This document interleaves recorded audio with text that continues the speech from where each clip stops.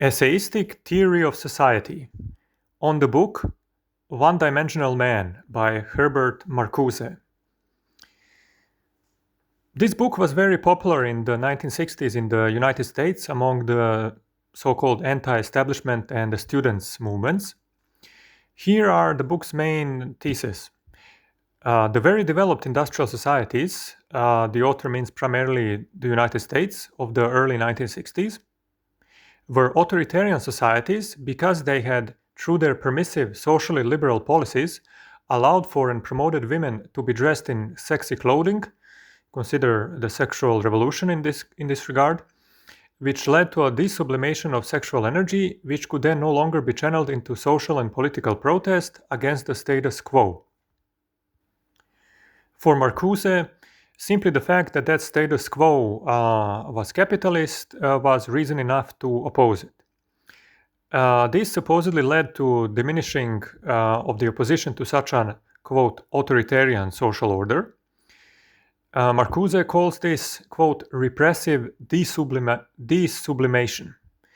I call it a European intellectual raised in Wilhelmine, Germany, being struck by culture shock of life in California in the late 50s and early 60s.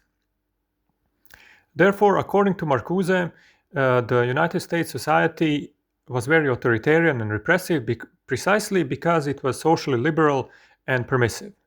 And if that sounds paradoxical to you, he would probably tell you it is because you don't understand dialectics.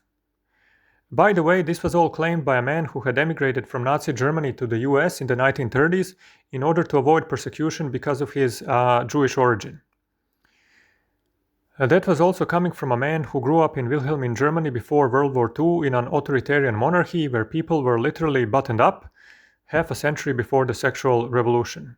There, the sublimation of sexual energy was high. Most people had no so-called false needs. So how come the citizens of that society did not channel their sublimated energy towards overthrow of the authoritarian militaristic state before it sent them to World War I to be killed en masse? Another one of his main theses is that the affluent US society, after having through its advanced industrialization made satisfying the basic needs like food, clothing and shelter, something which was taken for granted, has started creating so-called false needs through marketing. Those false needs would be, for example, brand clothing, luxury products, expensive personal cars, and so on.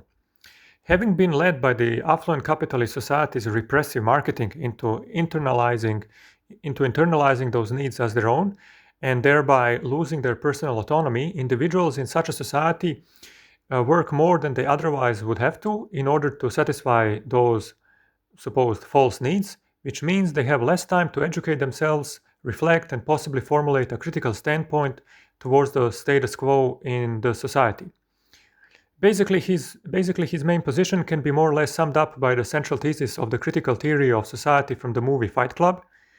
We work jobs we hate to buy things we don't need to impress people we don't care about.